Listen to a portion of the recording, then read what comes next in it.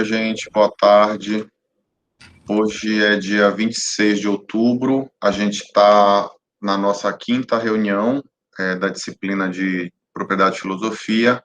Hoje a gente vai ter a conversa sobre o texto do Marx, sobre os debates da lei referente ao furto da madeira, né? Esse texto está disponível numa obra do Daniel Ben Said, que é um comentador do Marx, e a primeira parte do livro, né, é o texto do Ben Said, né? A gente está trabalhando a segunda parte do livro, que é a cópia de um dos originais, digamos assim, que foi recuperado de um jornal que é da época em que o Marx escrevia. Então, hoje, quem vai ajudar a gente a compreender o texto é a Natália. Então, sem maiores delongas, eu passo a palavra para a Natália, e aí a gente depois faz o debate na sequência. Obrigada, professor. Bem, boa tarde, colegas. Hoje a gente ficou de estudar exatamente o texto do Marx, que é Os Despossuídos. Ele faz parte de uma coletânea que foi traduzida pela Boitempo há certo tempo, há pouco tempo, na verdade, faz pouco tempo isso. E o que é muito interessante é que antes que a gente entre no texto, tem um ensaio, que é uma apresentação do Bezaide. O que eu achei interessante nesse texto, só para tentar situar vocês, é que é um dos primeiros textos do Marx, tanto que ele não assinou esse texto. Existe, inclusive, uma espécie de discussão se ele realmente é um texto do Marx, mas ao que tudo indica, sim, é dele.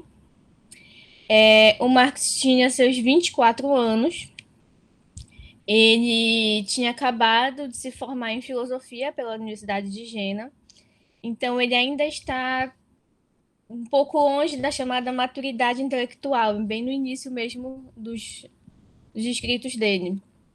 Tanto que uma coisa muito interessante que o próprio Bezaide fala é a própria posição de liberal que o Marx naquele momento apresentava, de certa forma.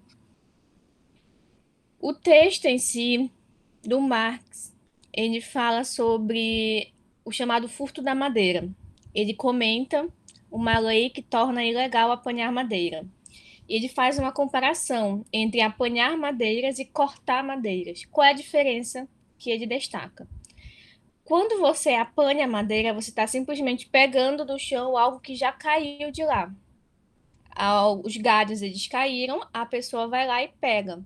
Isso é considerado pelo próprio Marx como sendo um direito consuetudinário, que como ele destaca, daquelas pessoas que simplesmente pegavam aqueles galhos, seja para colocar, para fazer fogo para elas se aquecerem, ou até mesmo para vender para conseguir algum tipo de valor para se sustentar.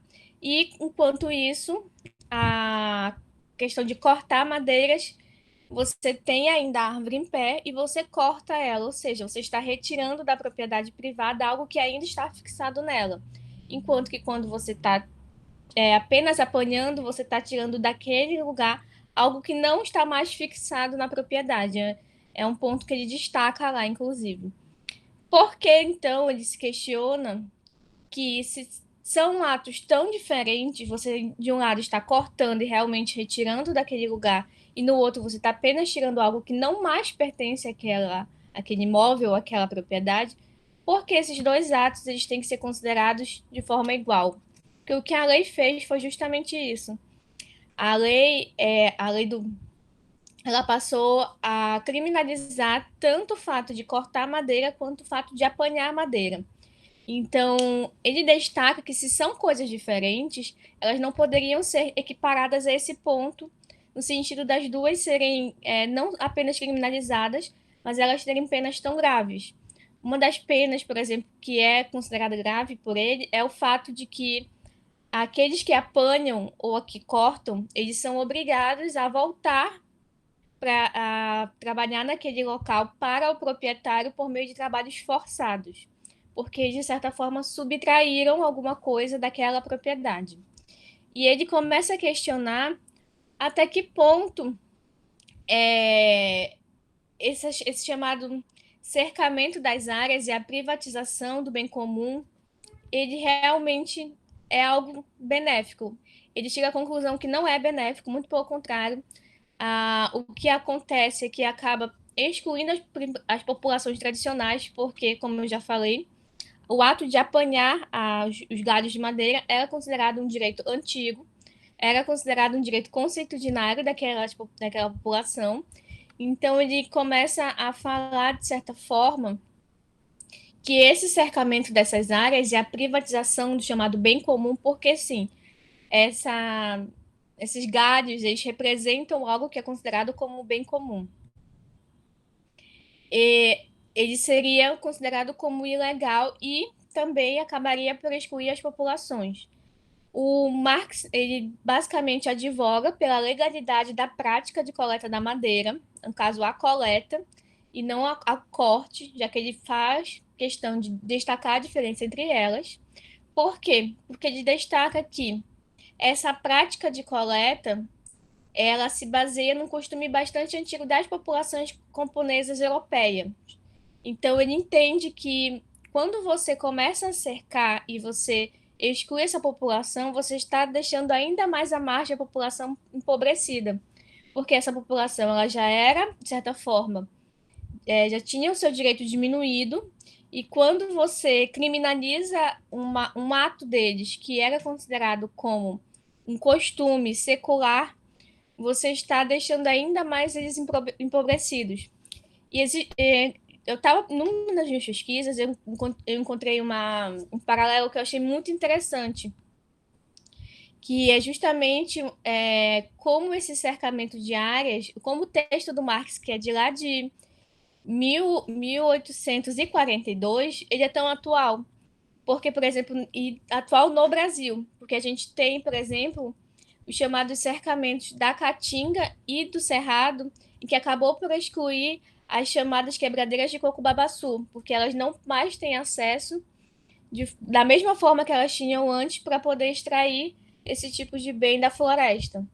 Então, apesar do texto do Marx ser de lá de 1824, ele ainda é considerado um texto muito atual, aí está a importância dele, não apenas por esse paralelo, mas porque ele começa a discutir de que forma esse direito consuetudinário ele é utilizado para as camadas mais superiores da sociedade, porque quando se fala da questão da propriedade, da próprio corte da madeira e da apanhar madeira, e se fala que esse direito consuetudinário ele é válido para essas camadas mais bastardas da sociedade, enquanto que para camadas mais pobres ela não é considerada como sendo algo válido. Ele discute por que o mesmo direito, ele para uns é aplicado de um jeito e para outros ele é aplicado de outro jeito. E ele começa a dizer que a questão do bem comum ela não deveria ser apropriável, não teria como se tornar propriedade privada. E aí ele começa a distinguir o que é propriedade privada e o que é propriedade comum e propriedade individual. Propriedade individual é, por exemplo, que todo mundo tem o seu quadradinho aqui dentro dessa apresentação e cada um tem seu espaço individualizado. Só que a propriedade privada, por Marx, ela vai um pouco além. Ele destaca que a propriedade privada é o fato de você excluir os demais de utilizarem aquele bem comum. E o ideal seria que você passasse a defender a propriedade individual, que cada um teria acesso de forma individualizada, mas sem excluir os demais de terem o mesmo tipo de acesso. Basicamente, assim, resumindo, professor, realmente são um pouco sintéticas as minhas apresentações. É isso. Muito rápido, até demais.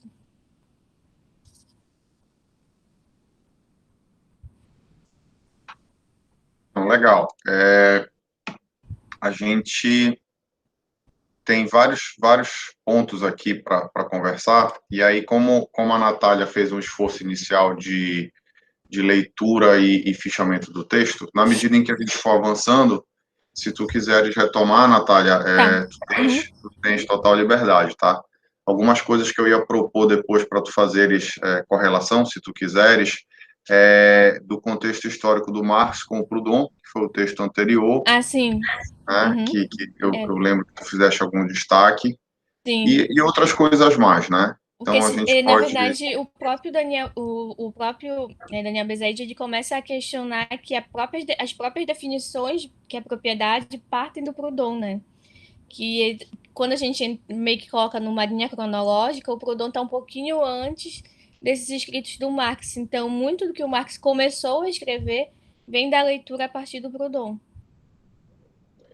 E a recíproca também é verdadeira. O filme que eu indiquei para vocês, ele mostra alguns momentos de encontro entre eles e até na questão da formação dos partidos operários e uma disputa, de certo modo, ideológica sobre qual visão de mundo deveria prevalecer. E aí o Proudhon, que inicialmente era um cara mais radical, no final da vida dele, ele meio que volta atrás em várias posições e chega até a defender de maneira diferente, né, alguns pontos de vista que ele até inicialmente, né, seria considerado como um cara mais radical do que o próprio Marx, né? Lembrem aí no contexto da teoria política que o comunismo ou o socialismo, né, no modelo que o Marx vai desenvolver, ele é diferente do anarquismo, nas bases que muitos autores atribuem ao Proudhon, né? Tem até a citação de um texto na parte do Ben Said sobre uma segunda leitura que o Proudhon fez sobre a obra, sobre a propriedade. É um texto de 1866, é um ensaio póstumo, está mencionado na página 37, Teoria da Propriedade. Né? Eu até, se vocês tiverem acesso, me mandem, por favor, que eu ainda não fiz a pesquisa, mas eu estou muito interessado em ler essa segunda, digamos assim, formatação que o Proudhon faz sobre a teoria da propriedade. Né? É um período histórico muito rico para o debate que a gente faz aqui na pós-graduação. E, como a Natália ressaltou, tem vários pontos de interseção, bastante coisa interessante para a gente buscar como fundamento para trazer para uma discussão atual. Mas eu queria ouvir um pouco vocês. Não sei se a gente já tem uma ordem aqui. A Carolina colocou que não achou o filme. Eu vou já dar um Google aqui. Enquanto vocês falam, eu posto aqui qual é o filme. Mas vamos voltar aqui pro chat, né? Daqueles que leram o texto, leram o original, né, do Marx ou o próprio Ben Said, vocês querem fazer alguma intervenção? Querem propor alguma discussão? Dawana, Não. por favor, fique à vontade. Eu vou procurar aqui o texto do Marx, o livro, o filme. Pode falar, Dawana. Vou Boa desligar o tarde, microfone. vocês estão me ouvindo? Boa tarde. Oi, Natália. Obrigada pela apresentação, Natália. Professor, em relação ao texto, né, é um texto de muitas falas, né, Natália, de muitos diálogos, né, que ele vai compilando. E aí, quando eu não sabia as páginas que eram para ler, eu acabei lendo desde o começo. Quando o professor João Daniel colocou as páginas, aí eu já tinha começado a ler, mas a primeira parte, né, do texto. Mas, assim, o que me chamou mais atenção em relação a isso é que, lá na primeira parte, é feita uma diferença entre posse e propriedade. Sim. Lá na página 41. E que fica... E que eles ainda estão engatinhando nessa discussão, né? De como vai ser feita essa divisão do que seria a posse e do que seria a propriedade. Verdade. Mudou muito em relação ao que a gente tem nos dias atuais, né? E então foi essa pontuação que eu fiz maior, porque ele faz realmente, é uma divisão que ele fala, né, de posse e propriedade, e que, inclusive, em um determinado momento ele utiliza o Proudhon, né? Faz uma citação lá. Como é que se faz para transformar a posse em propriedade? Como é que faz para se transformar a posse em propriedade? E, então, isso daí me chamou muita atenção. Tá lá na página 41, se alguém tiver interesse, tá? Eu tive interesse, por isso que eu coloquei, porque eu vou utilizar isso no meu trabalho. Mas, em ponto que eu não sei se a Natália colocou, porque eu não acompanhei, Natália, a tua apresentação, mas que eu achei assim que ficou bem visível, pelo menos para mim, tá? Foi em relação a essa questão, né, da divisão de classes, né, de quem tem mais poder, sobre a questão de quem tem poder comanda a lei e diz como é que os procedimentos vão acontecer, né? E, normalmente, a tendência que era justamente essa discussão de Marx, é que quem está com o poder na mão vai se beneficiar daquela lei, né? Então, e essa era a maior discussão dele. Então, por que eu estou colocando uma lei que fala sobre o furto de madeira e que transforma tudo em furto, né? E aí eles vão prolongar essa discussão do furto da madeira, o que seria considerado furto. Então, se cair um graveto no chão e a pessoa for lá e catar o graveto, isso vai ser considerado furto, né, em relação com essa nova lei. Mas se eu estou beneficiando quem? A quem eu quero proteger, né? E aí vem a questão dos povos, né? Que lidam com aquilo, que vivem daquilo, né? E que fazem aquela colheita. Aí, num determinado momento, ele faz uma comparação, que eu acho que é com a retirada de vestígios, eu acho, não sei se é essa fruta, que ele diz assim, que algum dos aí, como é o nome, quinto, como é o nome do, eu esqueci agora, Bensai, né? Não, quinto... Algumas das pessoas, alguns dos que estão argumentando, né, se é válido ou não a lei, questiona essa questão. Mas e se os mestiços eles são retirados, eles são acontece uma colheita e aí por crianças que foram ajudar os pais a complementar a renda, e aí eu não considero furto. E na madeira, se eu fizer essa coleta, eu vou considerar furto. E aí vem o outro e diz, né, o capitalismo imperando, diz assim, não, mas na Holanda, esse tipo de colheita já é considerada furto porque há uma mercantilização dessas frutas, né? E então, aí a gente vê a mudança de paradigma, né? Então, em um determinado momento da sociedade, eu consigo enxergar um paradigma, né? Porque era uma realidade. Então, eu acho que é muito como acontece agora, né? Com a gente, Natália, como tu colocaste, né? Então, a partir do momento que eu começo a enxergar a coisa pelo lado do capital, pelo lado mercantil, eu começo a ter uma outra visão e aí eu passo por cima daqueles povos, daquelas populações que estão acostumados a viver daquela forma e que, por um direito consuetudinário, né, que é colocado lá a todo momento, que isso daí seja um direito consuetudinário, esse direito ele é como se escapasse, né, como se ele deixasse de existir de uma hora para outra, porque eu vou mudar a lei, porque eu tenho novos horizontes, porque eu tenho novas perspectivas, porque eu vou enxergar de uma forma mercantil, porque eu vou enxergar a proteção de uma propriedade, né, eu preciso proteger essa propriedade a qualquer custo, nem que seja transformando meras colheitas, né, que não, em tese não fariam mal para ninguém ou para o proprietário, não iria causar nenhum prejuízo, em furto, porque eu vou enxergar tudo como mercado, né? Até o simples graveto que cai da árvore eu não vou poder utilizar. Então, como isso acontece até hoje, né, gente? A gente vê essa briga nessa legislação agrária, principalmente. A gente acompanha mais esses diálogos agrários, a gente vê como é que acontece. Então, eu preciso, a qualquer custo, né? Eu tenho uma bancada ruralista, eu tenho uma bancada que tem um poder muito forte de decisão, não no Congresso. E isso acontece, né? Não deveria acontecer. Mas eu também tenho o fortalecimento dessas minorias, né? Que vêm e que não vão lutar, não, olha, é um direito consuetudinário, né? Como foi colocado em algum momento lá nas passagens. Então, isso aí me chamou muita atenção, e até eu vou pegar essa parte para fazer uma discussão, né? Eu pretendo fazer, né, na minha dissertação, porque eu achei muito, muito interessante.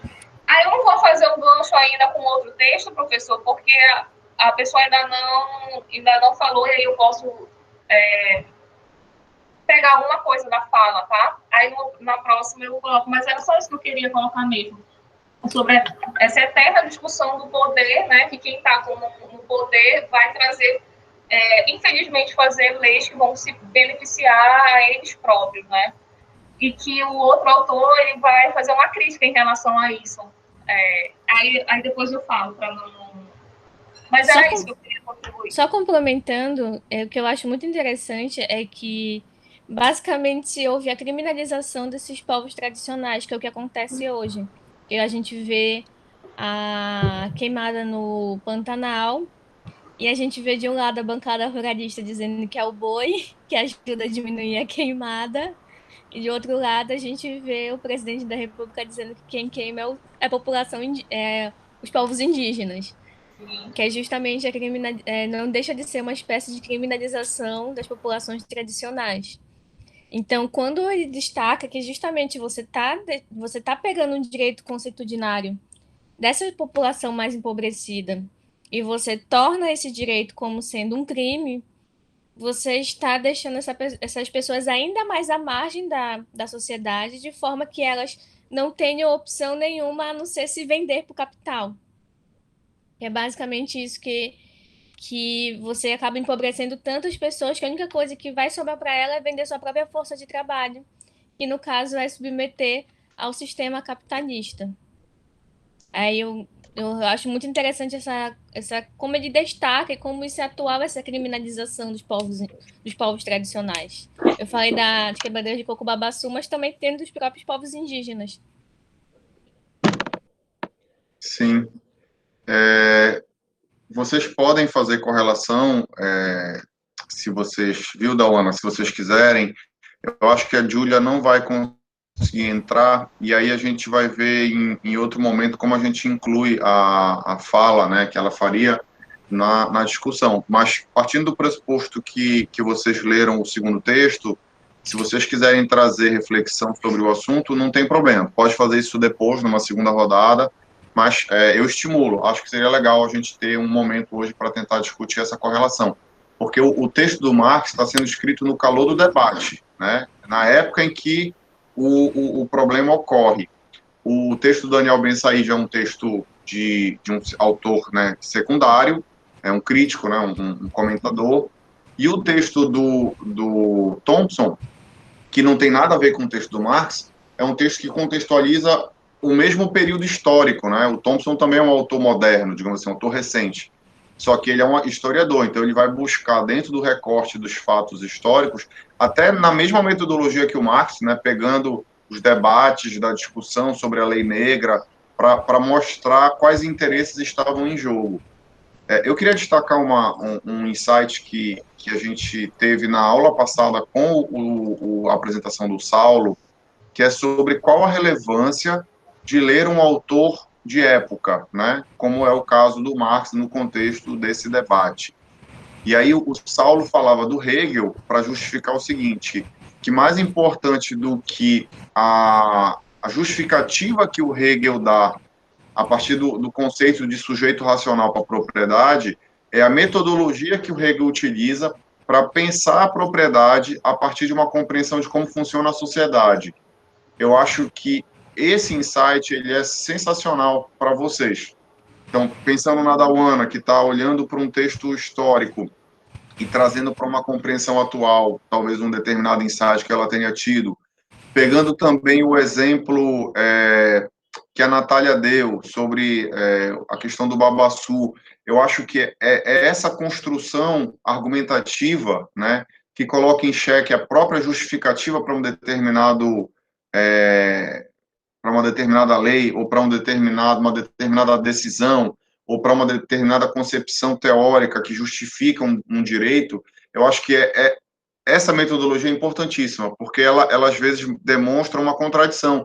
A gente pode até não ter resposta para o problema que a gente está levantando, mas só o fato da gente colocar em dúvida, né, a própria compreensão de mundo que está sendo analisada já tem um mérito enorme, né, para o debate e para o contexto teórico que envolve a academia.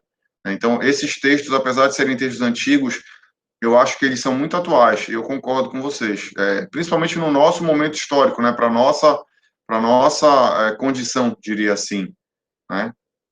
E aí, como eu já li o último texto que a gente vai trabalhar, que foi até discutido na aula passada, uma parte dele, né, que é o texto que trata sobre os bens coletivos, me fugiu agora o nome do autor, são dois autores, né?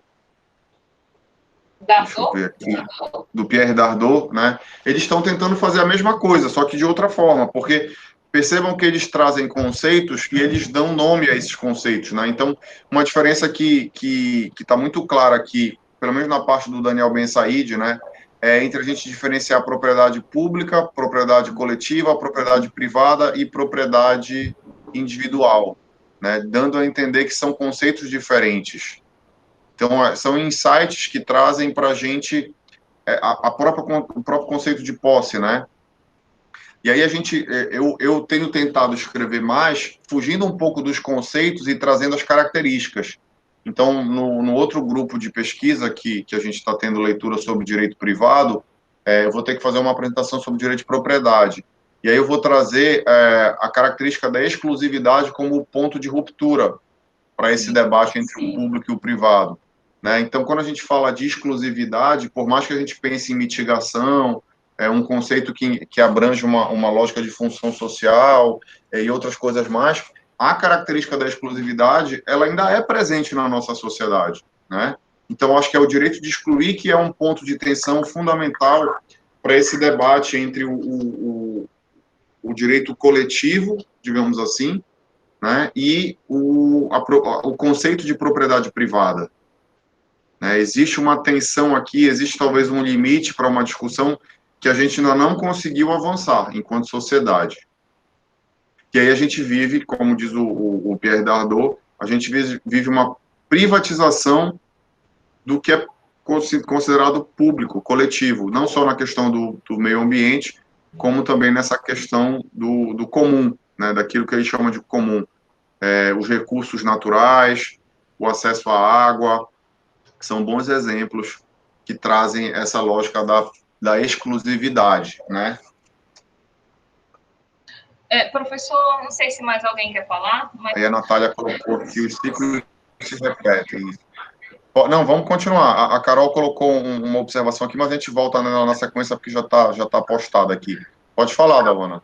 Não, só para continuar a discussão, né, em relação ao outro texto, que é o texto do Thompson, ele também faz uma abordagem, né, no caso, ele é um historiador, e aí ele faz alguns questionamentos enquanto, por exemplo, essa mesmice da gente questionar e dizer que em um determinado momento ele diz assim, que a lei é igual a poder de classe, né?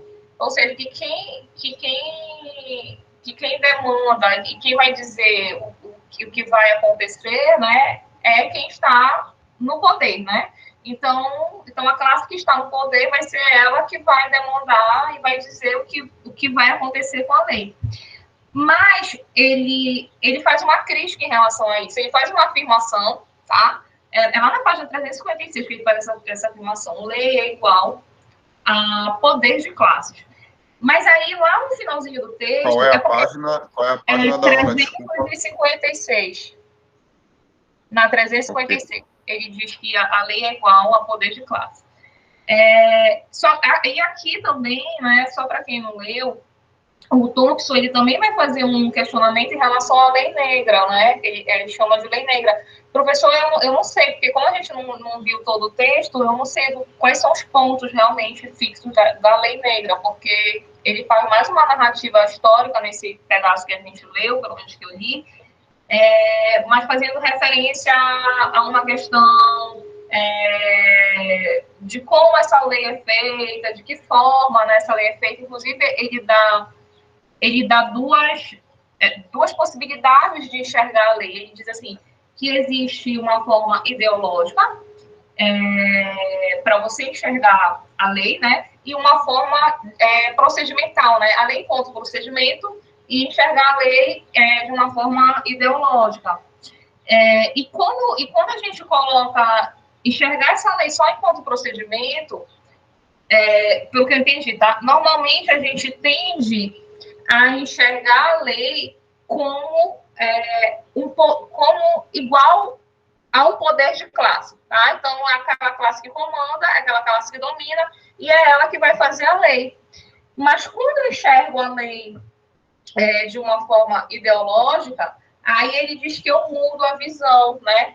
Que isso faz com que eu tenha uma visão que inibe o poder e oferece alguma proteção aos destituídos.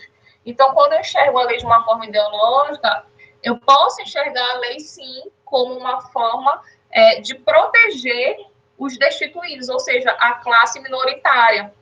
E lá no final, ele diz assim, eu não lembro, sinceramente, qual foi a página, mas ele coloca assim, que o direito não é só isso, que a lei não é só isso, que ele se debruçou muitos anos nos estudos, não foi para chegar a essa conclusão de que quem está no poder, que é uma conclusão simplista, vamos dizer assim, né? De que quem está no poder vai determinar como deve ser a lei, o que a lei deve prescrever. Aí ele coloca assim, que o direito importa, e por isso o estudo. Então, ele diz que não é só isso, que vale a pena a gente estudar, a gente se debruçar e procurar no direito outra coisa que não seja isso. E que é por isso que ele faz a pesquisa dele, que ele diz que em determinados momentos ele se questionou bastante, né, em relação a essa pesquisa. Mas que por ele entender que o direito é mais do que isso, ou seja, é mais do que um poder de classe, né, é mais do que uma classe dominante, ele foi se aprofundar nesse estudo. Então, aí é por isso que ele coloca essa divisão. Então, eu vou enxergar a lei como de uma forma procedimental, né, como um procedimento, né? Ele diz assim, lei enquanto regra e procedimento, que é o positivismo, né?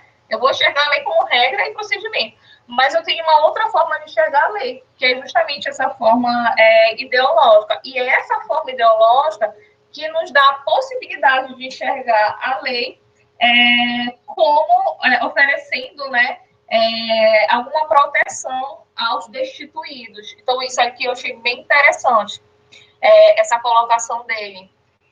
De acreditar mesmo, né, que no meio de tudo, a gente ainda possa acreditar que o direito não é só uma proteção à classe dominante, né? E que no meio de tudo o direito ele tem algo a mais para proporcionar para a sociedade, né? Então, enxergando ideologicamente, eu consigo visualizar isso.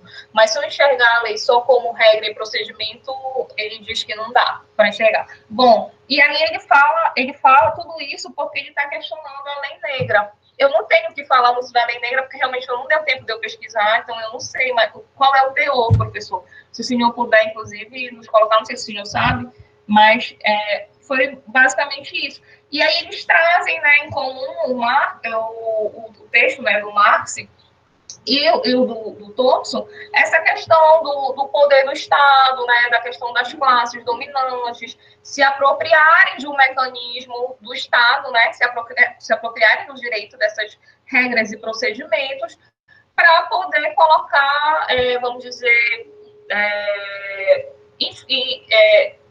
para poder colocar no dia a dia, né, a questão da dominação, né, a questão de que o que vai prevalecer. Então, é isso. Não sei se eu falei besteira, mas foi isso. Não, é isso mesmo. É nessa lógica que os dois textos se correlacionam. O que a gente visualiza aqui é um fenômeno, tá? Vou botar entre aspas, tá? Modernização do sistema jurídico, tá?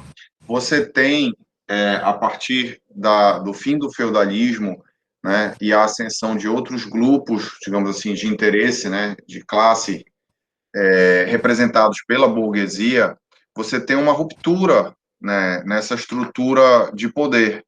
E a visão procedimental, né, que o próprio Marx defende enquanto um liberal naquele momento, né, da regra de organização de classe e de formação das assembleias, tudo isso pode ser visto de uma forma positiva, mas também pode ser visto de uma forma negativa, né? Então, essa manobra, digamos assim, para conformar uma maioria que pudesse votar a favor de determinados interesses, é que entra na crítica que muitos desses autores vão fazer. O que a gente tem aqui, vou tentar agora comparar os dois textos, tá? Vou falar um pouquinho da questão do texto do Thompson. O que o Thompson está analisando é uma legislação, tá, que está sendo aprovada no contexto histórico da Inglaterra do século 17 ou 18, acho que é 1700, tá, que procurava combater, tá, uma determinada prática. 1723. Isso.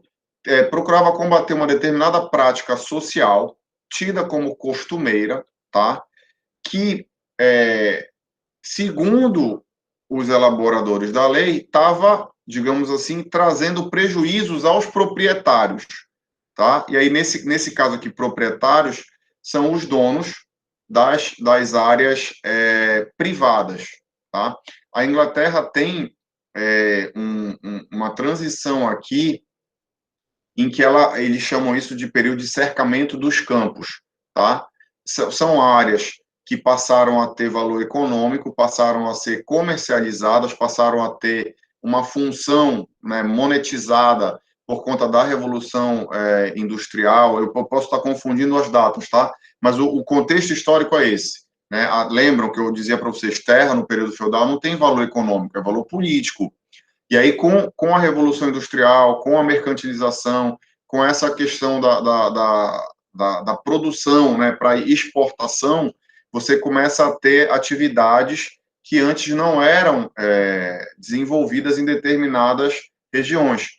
E aí isso cria uma certa tensão. E uma delas é essa, de que costumeiramente os camponeses, eles acessavam essas áreas para coleta de madeira, coleta de gravetos, coleta de material para fazer carvão para se aquecer no inverno, tá? E caça de pequenos animais, caça de cervos, de coelhos, pesca também, né? Lenha. Você tem vários produtos aqui que não eram, segundo o direito costumeiro da época, né, não eram proibidos. Então, a mudança da legislação, ela vem nesse sentido de criminalizar essas condutas, tá? E aí você percebe a semelhança, porque me parece que a Inglaterra começa o processo de cercamento dos campos, e esse processo, ele de certa forma, ele acontece também na Alemanha, num período um pouco posterior, porque a gente está falando de 100 anos depois, né, com uma legislação específica que vai ser analisada pelo Marx. Então, o mérito aqui da comparação está no mesmo fenômeno, né, esse fenômeno do cercamento. E percebam aqui que a distinção ela está não só naquela lógica daquilo que é o público e o privado, rigorosamente falando, tá? Porque até mesmo na lógica do privado, né, você tinha um direito costumeiro permissivo. Então, não era crime eu adentrar numa determinada fazenda, numa determinada região, para coletar isso. Era até um direito de necessidade, que vai ser argumentado por vários autores nessa lógica. Tá? Então, é esse o ponto digamos assim, de comparação. É tentar criminalizar uma prática que antes era tida como um costume. Tudo bem? Não sei se a Dawana entendeu a lógica aqui da comparação. Então, a lei negra, ela vem nesse sentido, Dawana. Eles estão tentando reprimir uma prática que era tida como costumeira e passam e por todas as justificativas que vão ser dadas na proposta, né, da aprovação dessa legislação. Você vê várias tensões aí, tá? A tensão, ela não... E aí o Thompson é muito bom nesse aspecto. Não está muito claro quem representa quais interesses, né? Lembrem que eu dizia para vocês, a burguesia não necessariamente ela é composta pela nobreza. Você tem aí uma ruptura, você tem uma disputa por poder.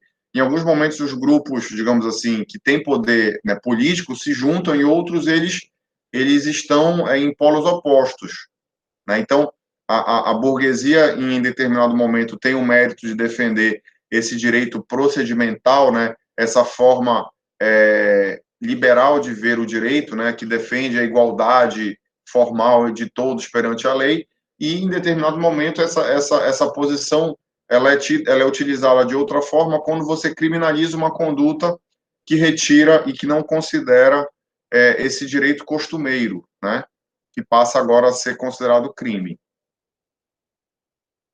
Tudo bem?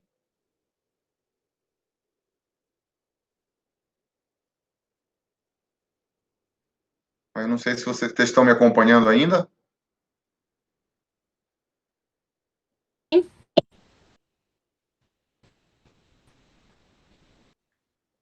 Vamos avançar mais um pouquinho. Não sei se tem mais gente para comentar. Vou voltar aqui no chat.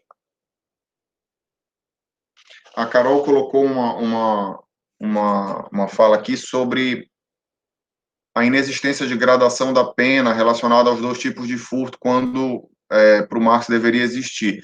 É interessante, eu li todo o texto do Marx, né? É interessante ver como ele vai construindo o argumento para tentar mostrar a própria contradição do argumento, né?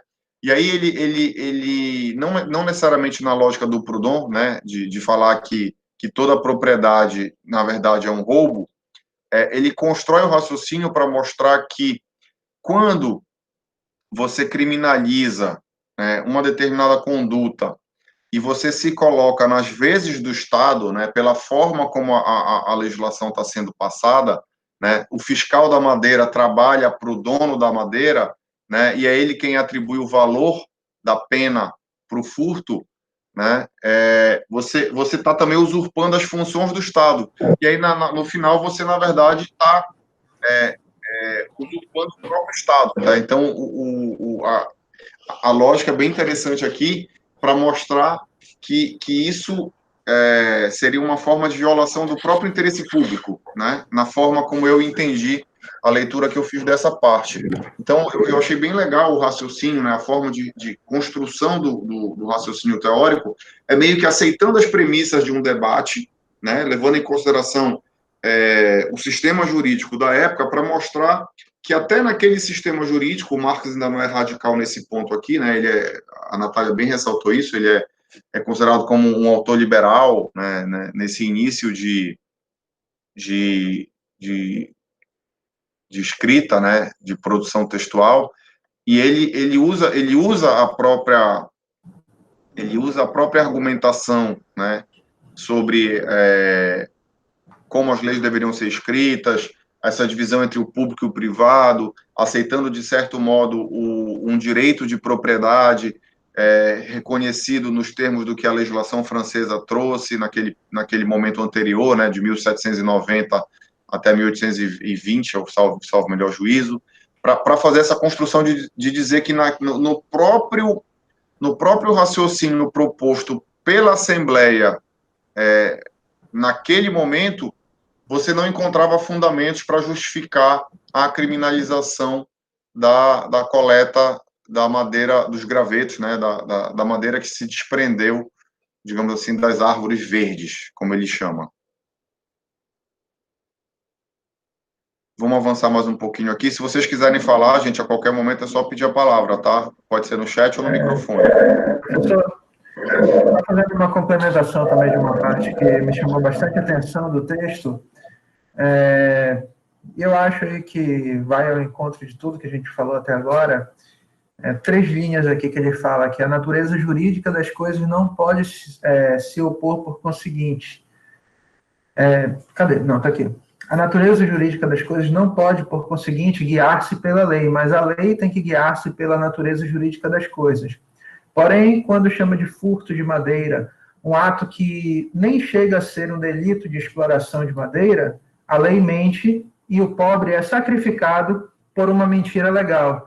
Então, ele deixa bem claro da vinculação legal que existe aqui e da observância que a lei tem que ter exatamente, vai falar um pouco mais para frente, com esses costumes, principalmente dos mais pobres, que ela não pode ser contrária a isso, mas ela tem que observar a natureza jurídica e acho que foi a Natália, como a Natália bem falou, a gente pode utilizar essa frase, todo esse dizer, na atualidade, principalmente quando a gente está falando de decolonialismo, alguns conceitos dominantes, enfim. Então, achei bem interessante essa parte.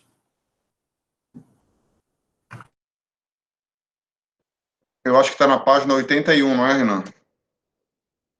Exatamente, bem no final da página 81, no último parágrafo. O raciocínio, eu tentando abstrair, né, sem, sabe, quando você lê um texto tentando dar crédito ao argumento e não ao autor, né, eu acho muito interessante a forma, a metodologia que ele usa para construir o raciocínio. E achei legal que é um Marx jovem, né, é um cara que ainda não está preso ainda naqueles conceitos ideológicos que hoje são bastante questionados por diversas obras literárias e acadêmicas. Então, isso acho que é uma das coisas que eu queria deixar para vocês hoje, do encontro, né? De vocês não terem medo de se apropriar, no bom sentido, da metodologia de determinados autores, por mais que vocês não tenham interesse em levar para frente o argumento desses autores, né? Eu tenho tido esse cuidado metodológico, né, de tentar ler esses autores mais clássicos, sempre trazendo para o meu contexto, digamos assim, teórico, o ponto do debate e da reflexão, né? E uma coisa que eu tenho me policiado é que é muito tentador, né? Quando você lê um autor dessa envergadura, é muito tentador você aderir ao pensamento dele, né? Então, é lógico que não há problema nenhum se vocês, digamos assim, se sentirem seduzidos pelo autor, né? É interessante que vocês leiam quem veio depois, porque existem várias críticas que podem ser feitas, né? Tanto para endossar uma determinada postura ou dar uma outra visão também favorável, como para questioná-la. Mas aqui eu volto a insistir, né? A metodologia, para mim, é a grande sacada dessas últimas duas aulas, da guinada que a gente pode dar aqui a partir desse debate entre o Marx e o Proudhon. Professor, desculpa, tem alguém na minha frente? Não, a Natália, gente ainda está na tua não, fala. não, mas a Natália queria falar alguma coisa, depois eu falo. Tá. Tem um ponto aqui, ela me deu a vez, tá? Então não farei fila. Tem um ponto aqui, a percepção que eu tive, apesar de ele estar inserido aí, ser caracterizado aqui como um contexto liberal, mas já apresenta os primeiros traços aqui do que ele vai desenvolver mais para frente. Então, por exemplo, quando ele trata de costume, quando ele fala de costumes privilegiados, e ele diz que são entendidos como costumes contrários ao direito, exatamente utilizando essa citação da fala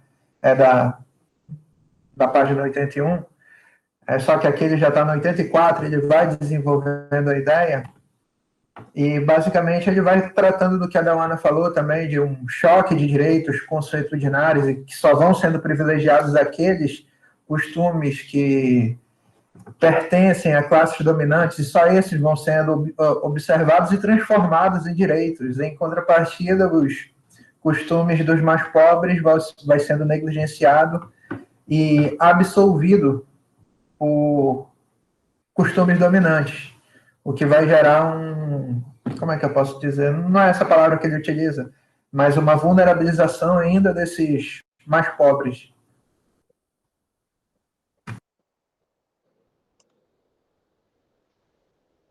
Sim, não entendi. Acho que é isso mesmo.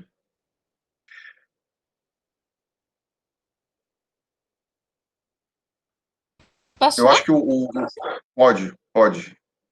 Não, porque, né, na verdade, eu tinha pedido para falar um pouco atrás, porque a Daona até perguntou, que ela falou que ela não conseguiu ver o que era a lei negra, né?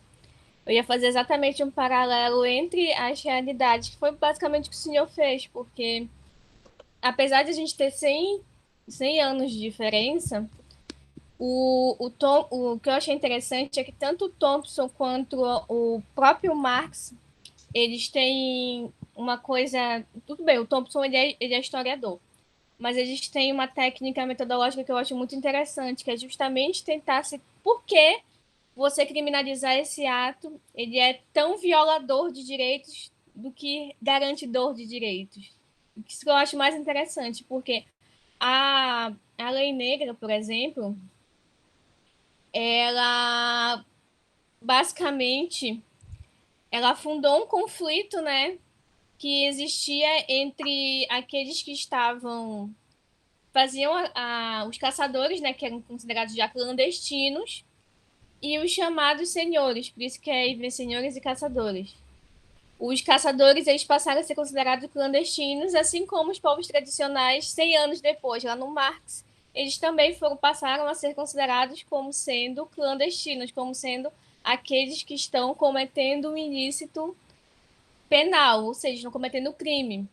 O que eu acho muito interessante fazer esse paralelo é que, apesar desses 100 anos de diferença, a gente tem que esses cercamentos, eles acabaram muito mais violando direitos do que trazendo novos direitos.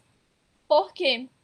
Porque a gente tem que essa parcela da população que não está exatamente, que não é não é a dominante, no sentido de não estar com as forças do poder na mão, elas acabam sendo ainda mais recriminadas, elas ainda acabam sendo cada vez mais reprimidas, que é o que a gente vê hoje.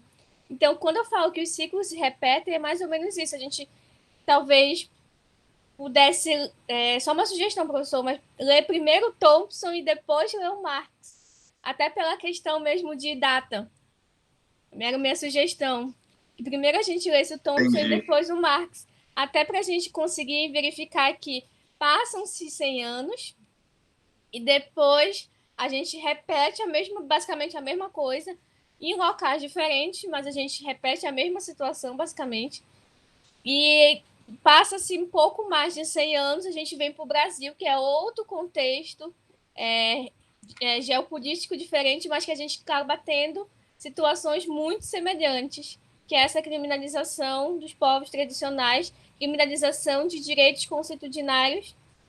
E como o Renan mencionou, a gente tem que esse direito consuetudinário, ele é quase que uma via de mão dupla, porque ao mesmo tempo que ele é utilizado a favor das classes dominantes, ele é utilizado em detrimento das classes mais subalternas. Então, que direito é esse que ele não é igual?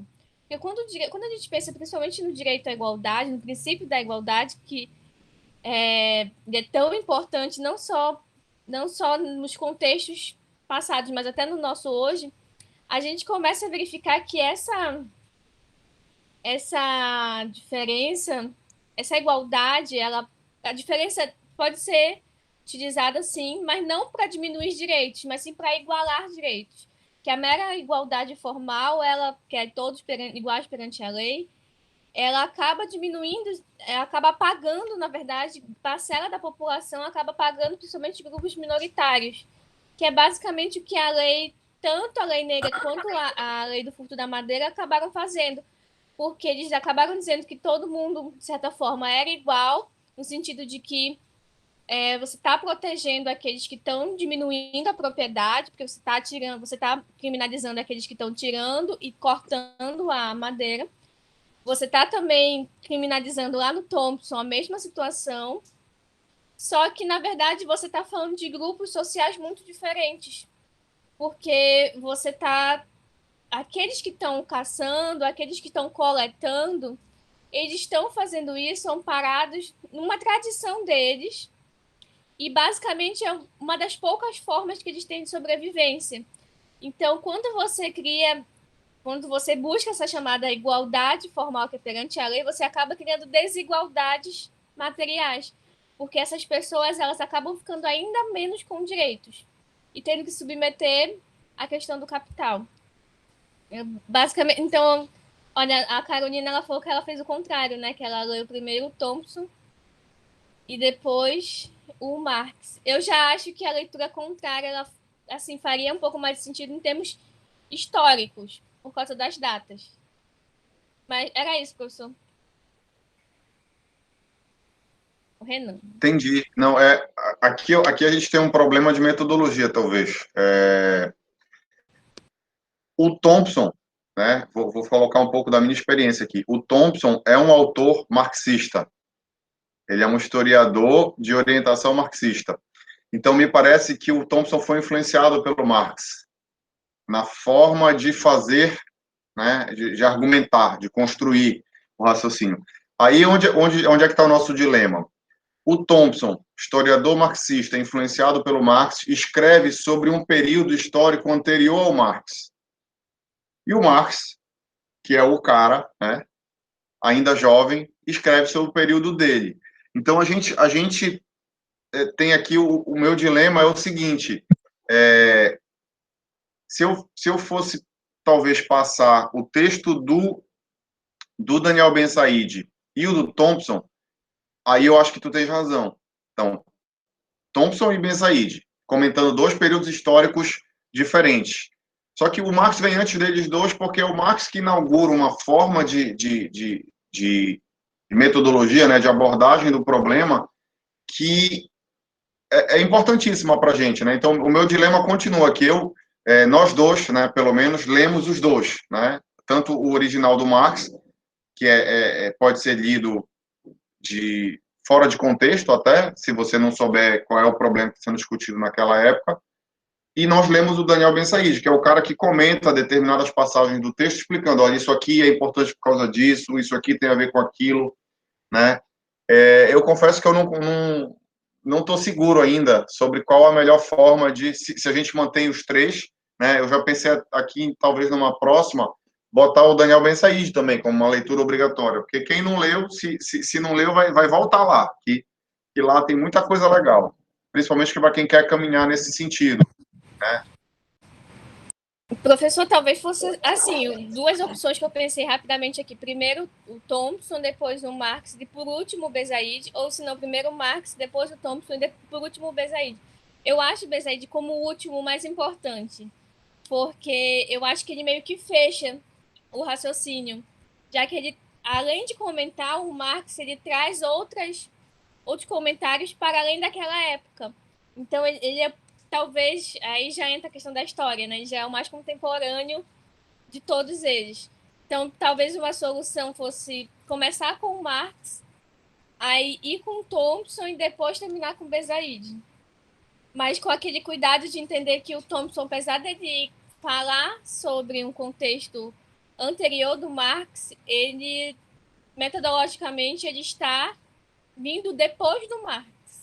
Ele só comenta o que vem antes, mas a sua metodologia ela é a partir do Marx. Talvez essa ordem fizesse sentido. É só uma sugestão.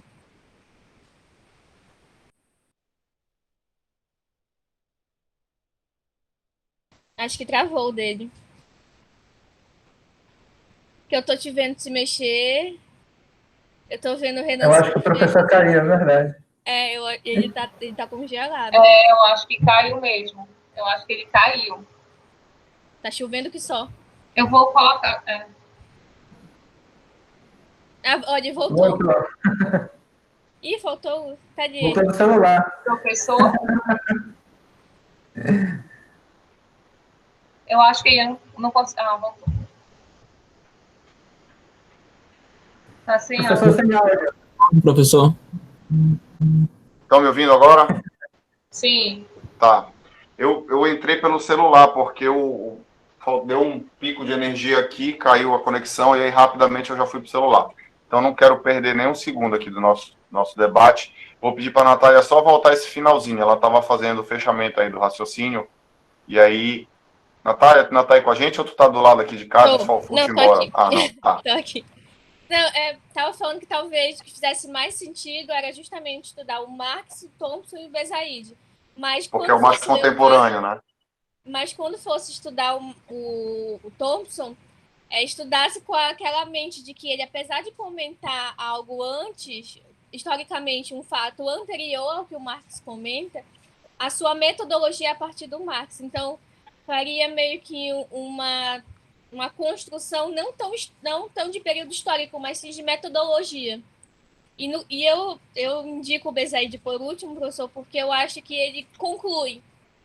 Porque ele não só comenta o Marx, mas ele também, ele meio que situa a pessoa em todo o contexto histórico e ele faz comentários mais contemporâneos. Então, pelo menos na minha cabeça, eu achei melhor.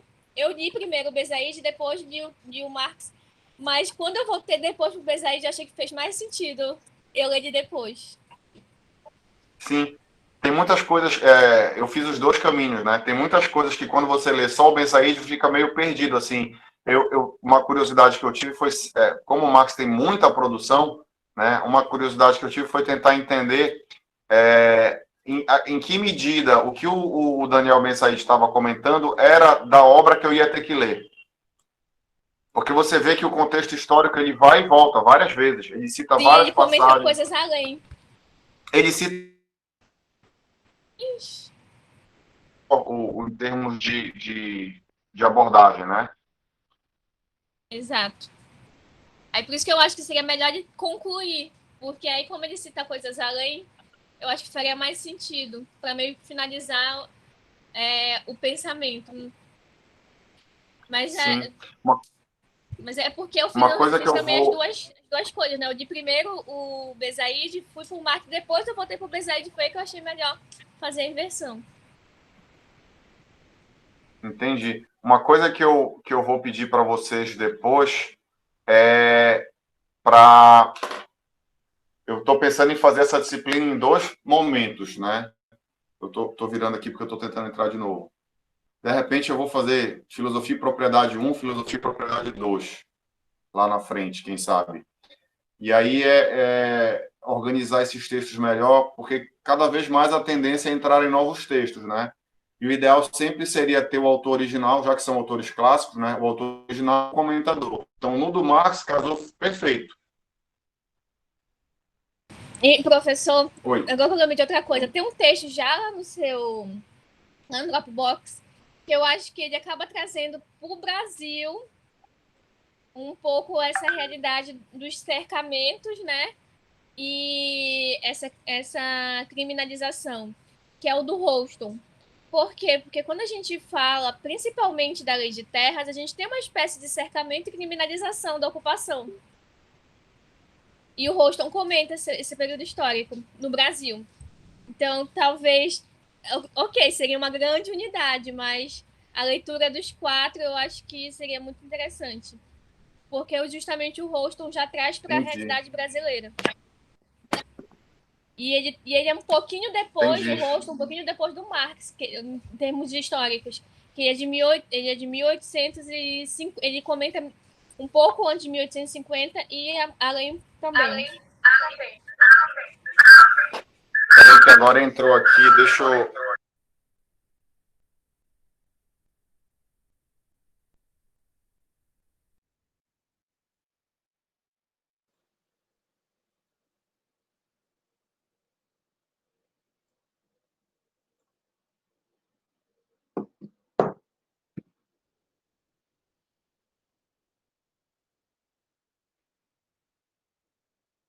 Alô, alô, vocês me escutam? Sim. Ah, legal, voltou. Então, espero que não falte luz de novo. Deixa eu anotar aqui que eu gostei da tua sugestão. O Rolston seria o quarto autor dessa sequência aqui. É porque, na verdade, ele comenta como é que também essa questão... Não é cercamento o termo correto, né, aqui para o Brasil, mas a gente não deixa também de ter essas pessoas sendo expulsas do campo e elas tendo que vender a sua força de trabalho também, porque é a única coisa que sobra para elas. Mas, no caso, no Brasil, esse momento ele se deu em razão da Lei de Terras, lá em 1850.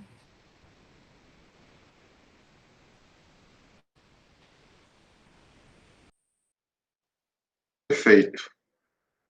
Gente, aí aqui eu tô com um probleminha que eu não me toquei, agora que eu me toquei, na verdade. O chat sumiu para mim. Como eu caí, quando eu voltei, não tem mais nada. Alguém pode verificar para mim se ficou em aberto alguma pergunta, alguma inscrição? Seria a da Luana e depois o Renan. Eles querem só comentar, sem pergunta. Tá bom. Então vamos lá. Bom, só voltando naquela discussão em relação a questão de enxergar a lei de uma forma ideológica e como regra e procedimento, lá na página 352 do Thompson, vocês estão me ouvindo? É porque está chovendo muito. Então, lá na página 352 do Thompson, ele faz uma colocação em relação a enxergar a lei, né, dessa forma ideológica, e aí ele coloca que não se pode afastar, nesse momento histórico, né, vamos dizer assim, que a gente não pode afastar da lei essa visão ideológica, porque ele enxerga nesse momento histórico, sim, vamos dizer assim, alguns insights, né, dessas comunidades da floresta, que ele chama, salvo engano, né, e que nesse insight dessas comunidades da floresta, elas podem não aparecer nesse direito enquanto regra e procedimento, mas por se tratar de um momento de tensão, né, que ele diz, mas isso gera uma determinada tensão. Esses povos da floresta, eles se mostram, já sim, eles mostram a sua existência e eles mostram suas demandas, só que não são atendidas, provavelmente, né, por conta do que a lei prega naquele momento. Mas ele diz que isso daí gera uma tensão, vamos dizer, entre classes, né, entre categorias. E aí ele coloca aqui assim, olha, deixa eu só, não sei se vocês... Olha, portanto, a lei estava profundamente brincada na própria base das relações de produção, que teriam sido inoperantes sem ela. E, em segundo lugar, essa lei, como definição ou regra, né, era endossada por normas tenazmente transmitidas pela comunidade. Existiam normas alternativas, o que é evidente, era um espaço não de consenso, mas de conflito. Mas nem por isso podemos simplesmente afastar toda a lei como ideologia, e ainda assimilar a ideologia ao aparato do Estado de uma classe dominante. Pelo contrário, as normas dos habitantes das florestas podiam se revelar como valores apaixonadamente defendidos, levando-os a um curso de ação que os conduziria a um áspero conflito com a lei. Então ele coloca aqui, né? É por isso que ele coloca essa importância da gente não enxergar a lei só como regra e procedimento, né? E que, além disso, existiam outras aspirações, né, de outras comunidades, que mesmo que elas não fossem abarcadas por essa lei, elas existiam. E isso ele diz que era um ponto de conflito, né, entre as regras e os procedimentos e o que pretendiam, né, esses povos da floresta, como ele chama. Por isso, ele coloca lá no final que o direito é muito mais do que essa lei de regras e procedimentos, e que por isso que ele resolveu se debruçar nesse estudo. Porque ele achou importante, né, ele demonstrar que o direito é mais do que isso. Bom, foi isso que eu entendi.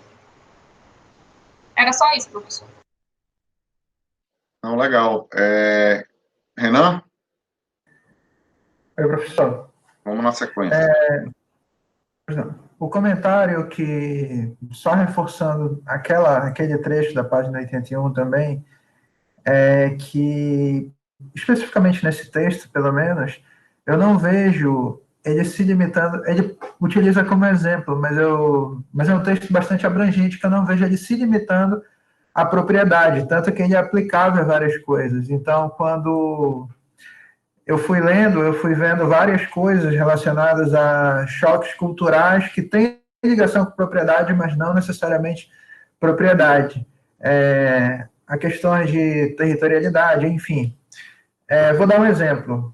Quando ele falou de choques de direitos consuetudinários e direitos consuetudinários dominantes, a primeira coisa que me veio à mente é um debate que eu vou ter que enfrentar. Debate não sei nem se existe esse debate ainda, vou ter que pesquisar melhor, mas é a questão de choque de dois direitos consuetudinários que tem, que é a apropriação dos povos e comunidades tradicionais de alguns recursos naturais de determinado espaço e da liberdade de navegação.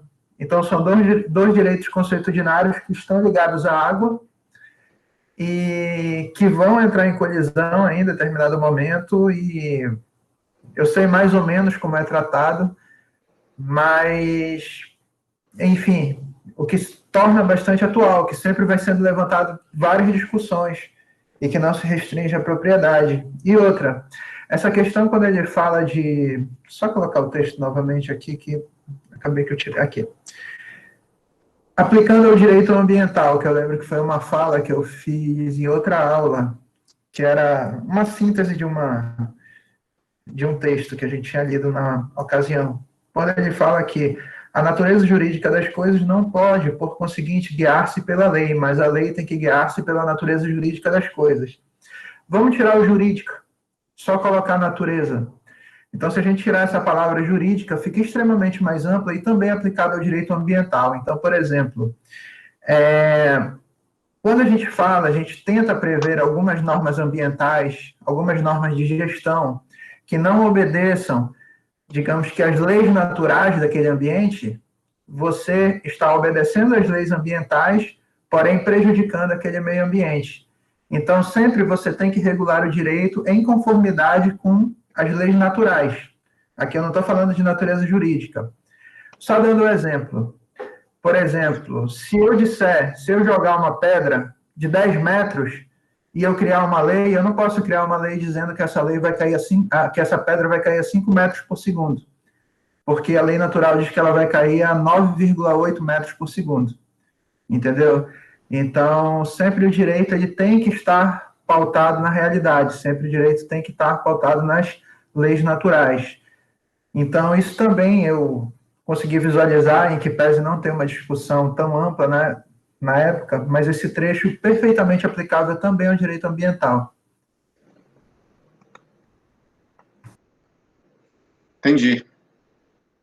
Aí eu só ia fazer uma observação em relação a essa questão, porque na filosofia a palavra lei natural tem uma série de acepções, né? Aí tem que ter cuidado quando for trabalhar o ponto. Mas eu entendi a tua lógica. Quando fala lei natural, é lei da física. A lei da física, perfeito. E questões ambientais seguem a lógica natural, no sentido dos estágios da chuva, do ciclo da água, né? Essa lógica o direito tem que incorporar. O direito não pode contrariar essa lógica. Entendi perfeitamente a tua colocação. As acepções filosóficas, né, elas sempre absolvem algumas coisas das ciências exatas. Então, aí a gente encontra a sustentabilidade, a lei da termodinâmica, a resiliência, que é da ciência dos materiais, e a lei natural, que é proveniente da física também, que é sempre tentando dar um ar de cientificidade ao direito. Sim. Deixa eu voltar aqui, só para não me perder aqui.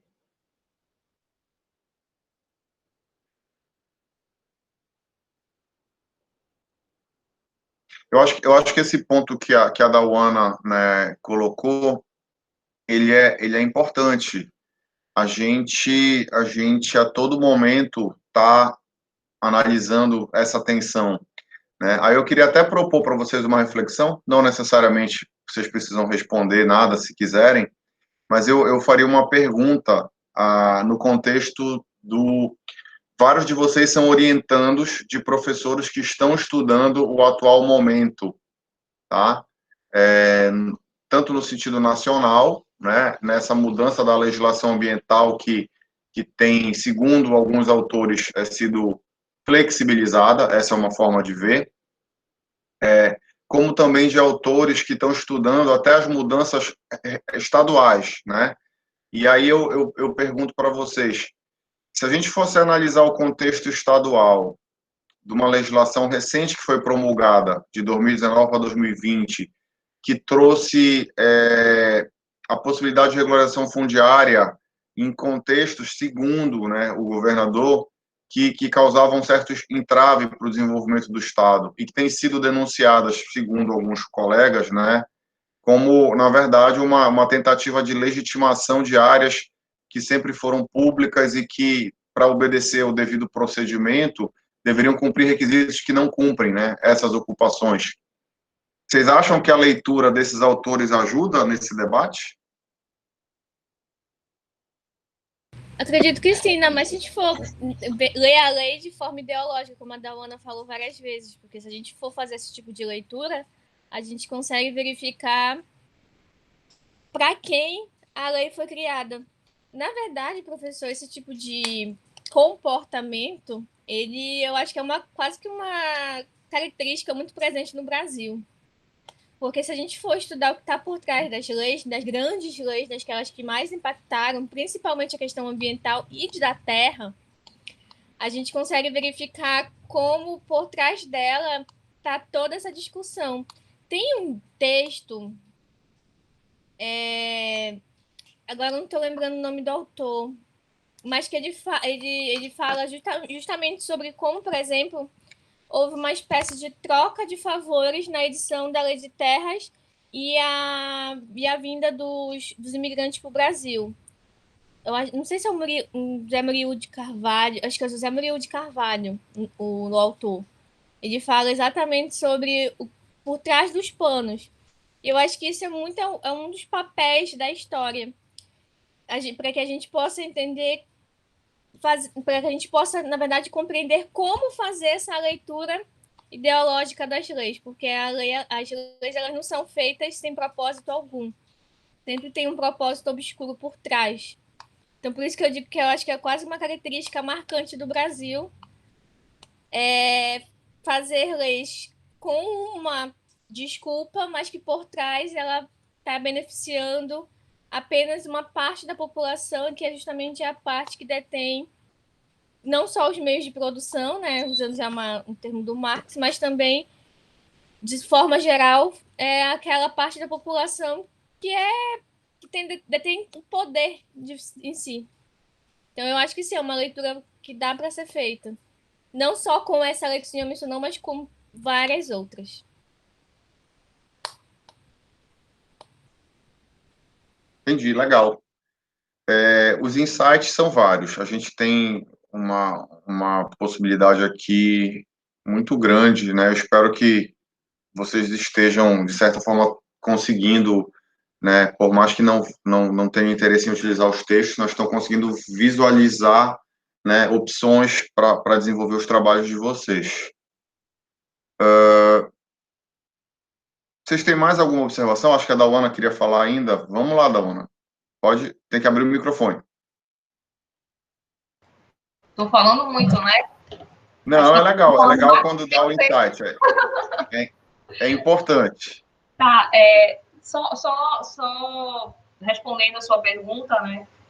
Para mim foi fundamental, porque como eu não tinha essas leituras, eu não fazia ideia que nesse momento nós tínhamos um conflito, né, já aparente, porque o Tolkien conseguiu visualizar esse conflito aparente, diferente não sei, quando o Marx coloca, ele coloca a discussão não das populações da floresta, mas ele coloca, vamos dizer, os argumentos na votação daquela lei do furto da madeira, né?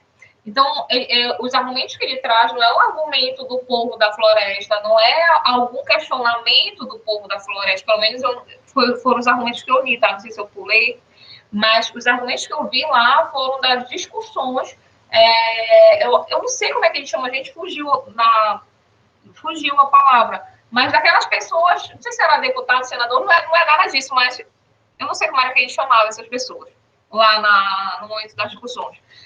Mas essas pessoas, elas, vamos dizer assim, estavam falando em nome, de acordo com a ideologia, ou em nome do que elas acreditavam, mas não eram esses povos da floresta que estavam reivindicando alguma coisa, lá na fala de Marx.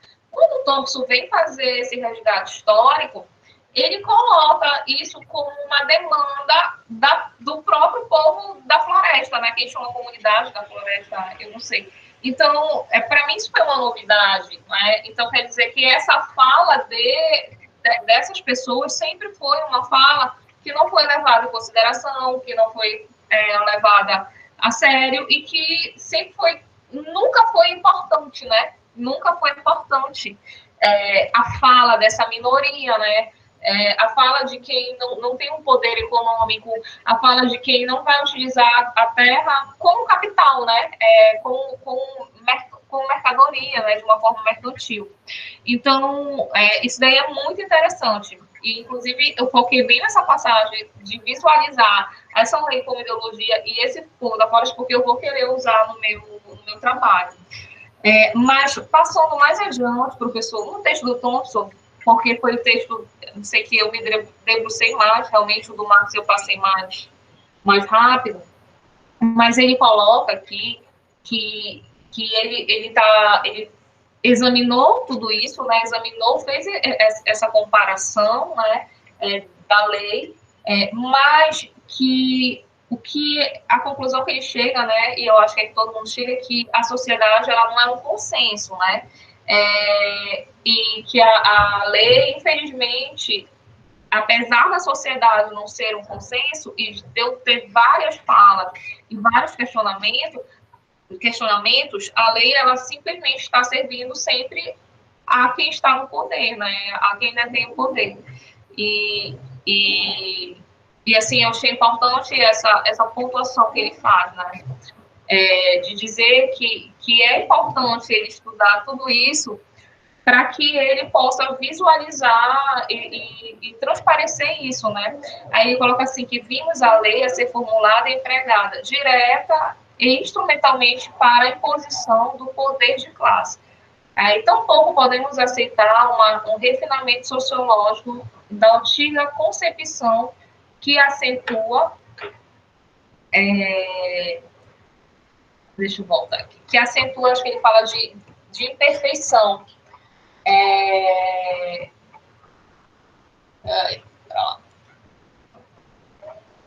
Gente, aqui meu computador não está lento.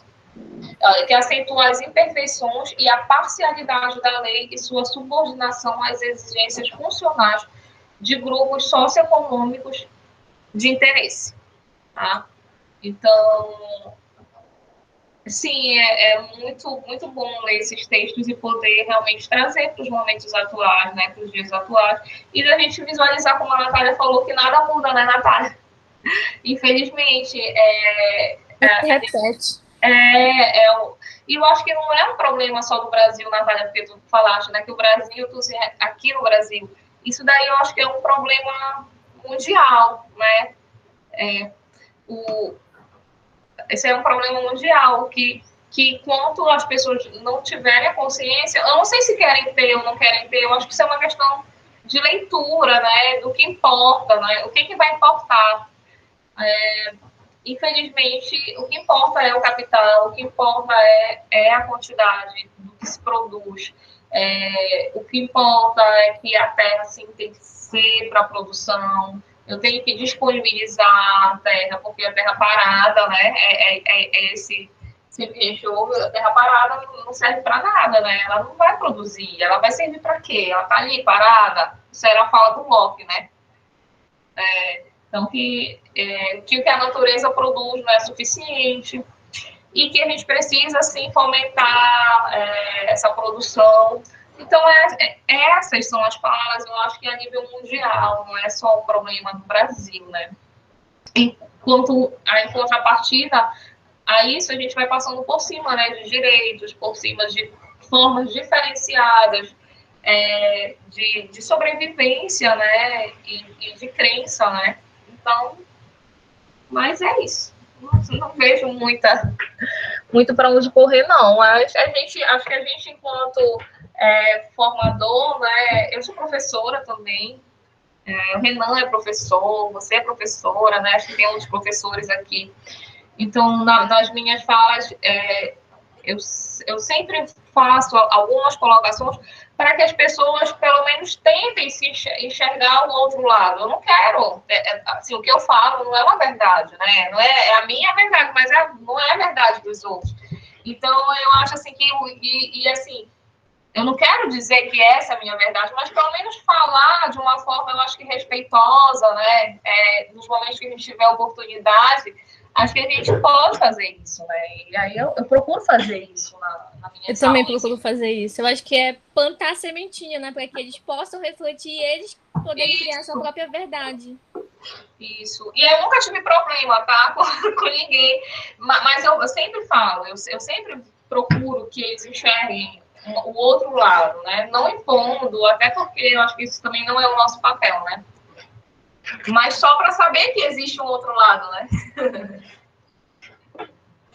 Era isso, professor. O Marcos está até Bando de brincando aqui. petista. Bando de petista.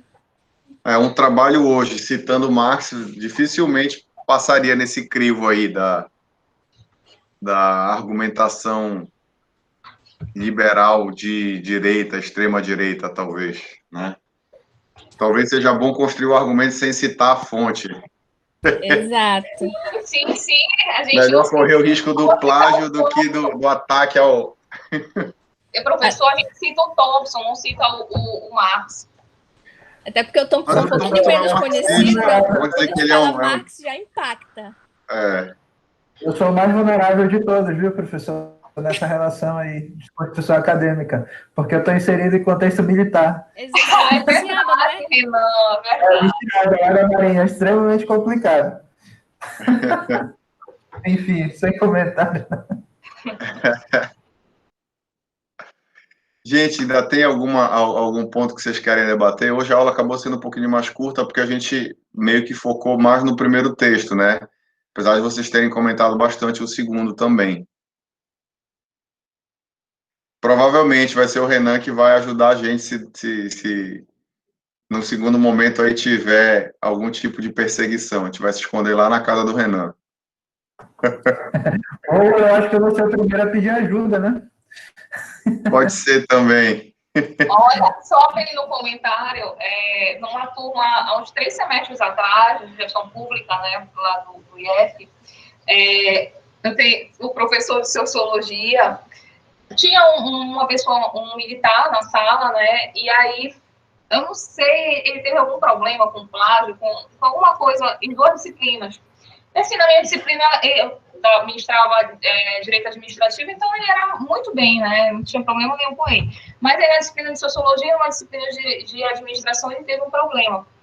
E aí, esse rapaz ficou tão chateado, né, com as consequências lá, né, que ele sofreu dos professores, que ele começou a ameaçar todo mundo.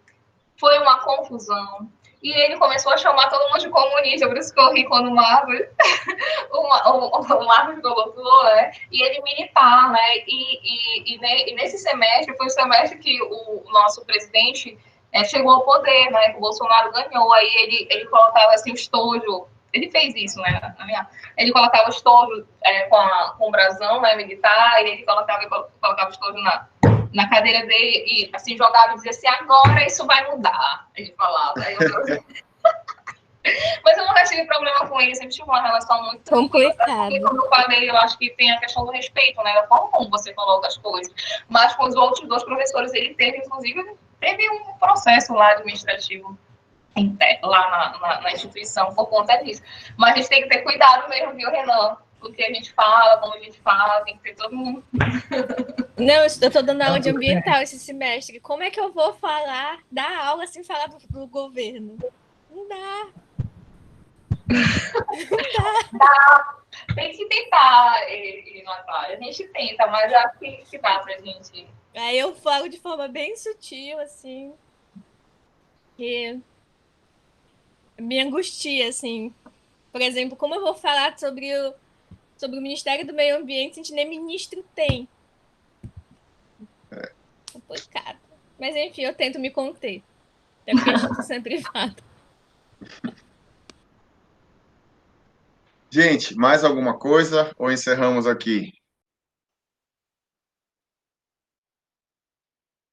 Última chance aí para vocês, se quiserem fazer mais alguma colocação.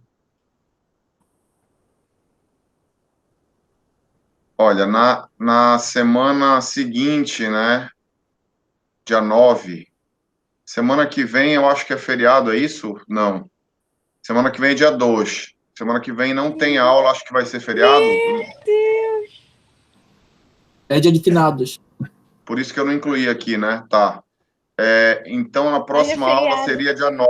9 de novembro, a gente vai entrar numa parte mais vocês têm mais domínio, né? A gente vai falar de função social da propriedade, mas a gente vai buscar os clássicos. A gente vai pegar um texto do Guy e do Otto von Guercke, que é um autor alemão que vai na mesma linha do Guy.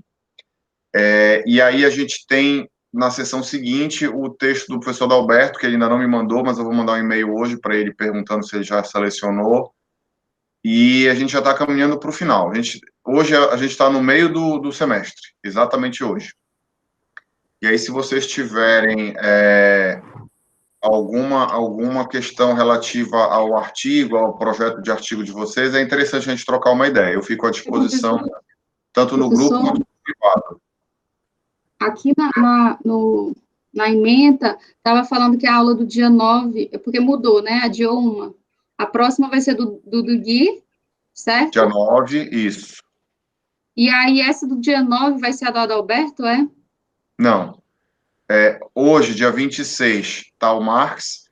Dia 9 está o do Gui. Dia 16 está o Adalberto. Ah, tá, porque a próxima, essa aqui seria dia 9, que não vai ser mais, que foi adiada uma, né? Seria o seu texto, aí seria o meu texto. Essa, então, que seria dia 9, vai ser dia... Não, eu vou mandar aqui rapidinho no chat como é que está na minha organização. Talvez tu esteja confundindo com a do dia 2, que não vai ter. Ó, na minha tá assim a programação. Dia 2, semana que vem, não tem aula.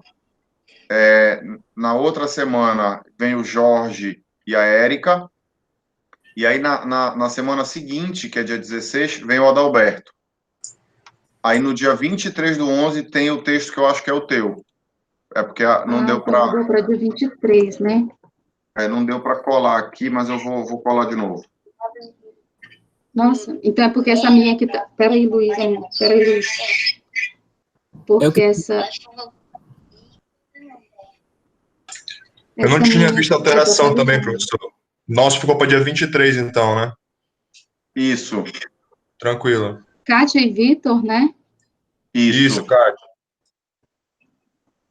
Nossa, porque é tanta alteração que eu fico louca. Não, mas aí vocês podem... Gente, a Dawana fez isso, eu acho que no meio da semana passada. Vocês podem movimentar o chat, entendeu? O WhatsApp. Gente, qual é o texto? Porque aí, se um colega já tiver com o texto fácil, bota no grupo, entendeu? Tá. Então, foi assim, ajuda. O professor trocou, né? A do Adalberto vai ser antes da nossa apresentação, né? O professor vai ter no professor Trecani, mas... Ele não me respondeu. Eu estou esperando chegar mais perto para ver se ele me responde. Nem ele, nem o Benatti tinham confirmado ainda, porque essa coisa de aula remota tem dado muito trabalho para eles, né?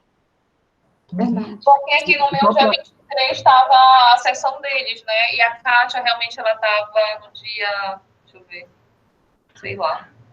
Então, era 9. 9, aí mudou. O dia 26 deve foi passada para que é a sexta sessão, foi passada para o dia 9, então. Agora, Luiz, só um minuto. Isso. Professor, então mande pelo WhatsApp esse seu... A ementa nova, né? Certinha. Tá. Por favor, acho que é melhor. Isso, é bom mesmo, professor, porque a gente fica meio doido com tanta mudança. Eu, pelo menos... Vou mandar agora. Professor, aí você está falando da questão dos artigos. Essa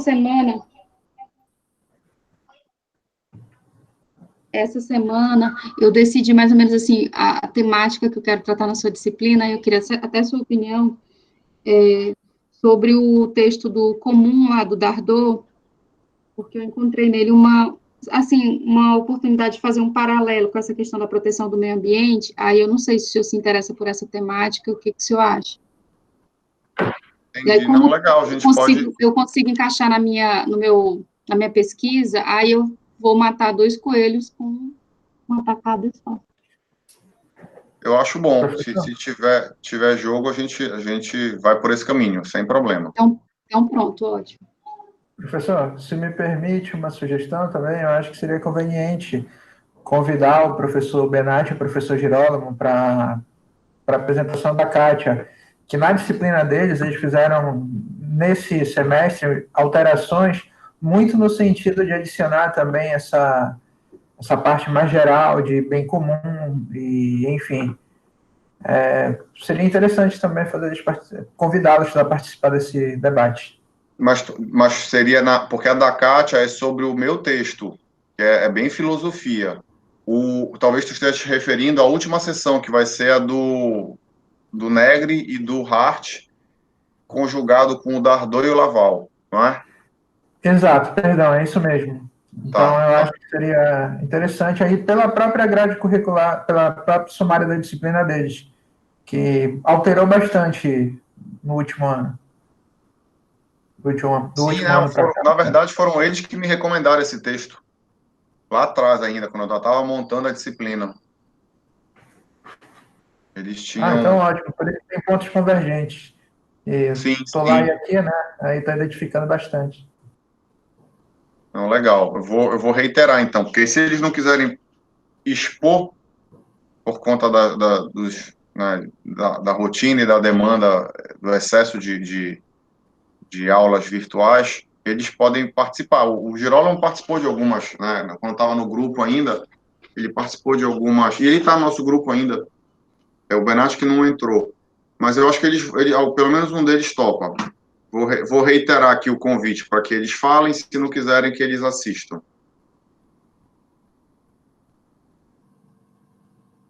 Bom, gente, acho que é isso, então. Vou encerrar aqui a gravação e a gente